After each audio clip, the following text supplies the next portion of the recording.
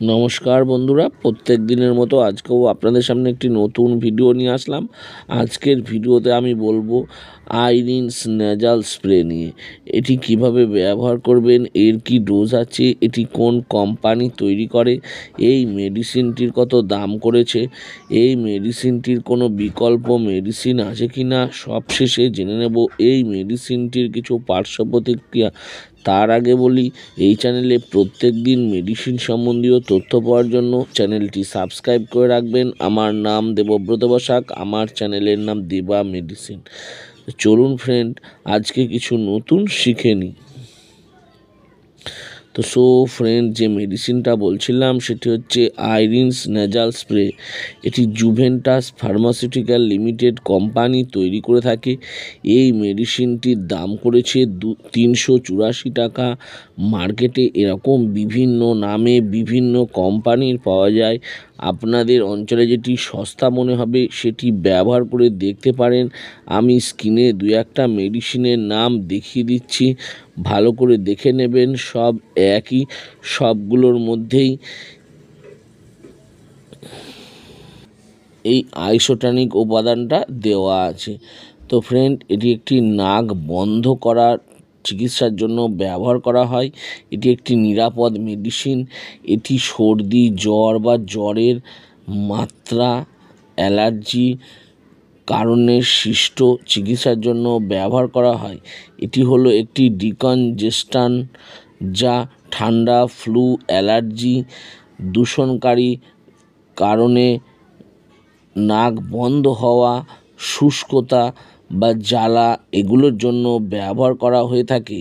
এর মধ্যে রয়েছে সোডিয়াম ক্লোরাইড, যা খসখসে, শ্লেষ্মা এবং নরম করতে, নাকের ভিতরের আর্দ্রতা যোগ করতে সাহায্য করে। এটি ঠাসাঠাসিতে স্বস্তি দেয় এবং শ্বাস নিতে সহজ করে তোলে। এটি একটি আইসোটনিক লবণ দ্রবণ যা নাককে আর্দ্র করে। এটি অনেক সময় দেখা যায় কিছু পেশেন্টের নাক বন্ধ হয়ে গেছে, নাক জ্বালা করছে, ঠান্ডা অ্যালার্জির জন্য সমস্যা হচ্ছে। সেই সব পেশেন্টদের ক্ষেত্রে এই আইরিনস নেজাল স্প্রেটি ব্যবহার করা হয়ে থাকে। এছাড়া সর্দি হয়েছে বা জ্বর এসছে, জ্বরের কারণে বা সর্দির কারণে নাক বন্ধ হয়ে গেছে, হালকা অ্যালার্জি আছে, সেই সব পেশেন্টদের ক্ষেত্রেও এটি ব্যবহার করা হয়ে থাকে। এছাড়া শ্লেষ্মা নরম বা পাতলা হয়ে গেছে, খসখসে ভাব বা শ্লেষ্মা কারণে নাক বন্ধ হয়ে গেছে, সেই সব পেশেন্টদের ক্ষেত্রেও এই আইরিনস নেজাল স্প্রেটি ব্যবহার করা হয়ে থাকে। এটি খুব ভালো একটি মেডিসিন, এটি আপনারা ব্যবহার করে দেখতে পারেন। আমি যেসব ব্যবহারগুলো বললাম, হতে পারে সেগুলো ছাড়াও হয়তো ডাক্তারবাবুদের এক্সপেরিমেন্টস থেকে আরও অন্য কোনো ক্ষেত্রে ব্যবহার করে থাকেন। এবার জেনে নেব এই মেডিসিনটি ডোজ বা নিয়ম। এই আইরিনস নেজাল স্প্রেটি একটি নেজাল স্প্রে। আমি দেখিয়ে দিচ্ছি স্ক্রিনে, ভালো করে দেখে নেন। দেখতে অনেকটা এরকম। এটি এই মুখটা খুলে ভালো করে নাকের মধ্যে ধরে স্প্রে করে দিতে হবে। 10 থেকে 30 সেকেন্ড ধরে রেখে তারপরে বের করে নিতে হবে। এটি দিনে 2বার বা 3বারও ব্যবহার করার জন্য ডাক্তারবাবুরা প্রেসক্রাইব করে থাকেন।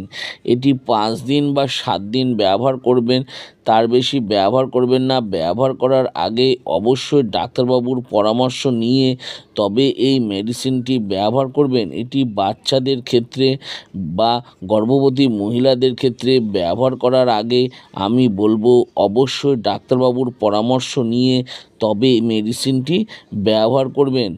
সবশেষে জেনে নেব এই মেডিসিনটির কিছু পার্শ্ব প্রতিক্রিয়া, যেমন মাথা ঘোরা হতে পারে, গায়ে র্যাশ বেরোনো বা অ্যালার্জি হতে পারে, মুখ শুকিয়ে যেতে পারে, কোষ্ঠকাঠিন্য হতে পারে, ঠান্ডা বেড়ে যেতে পারে ইত্যাদি হয়ে থাকে।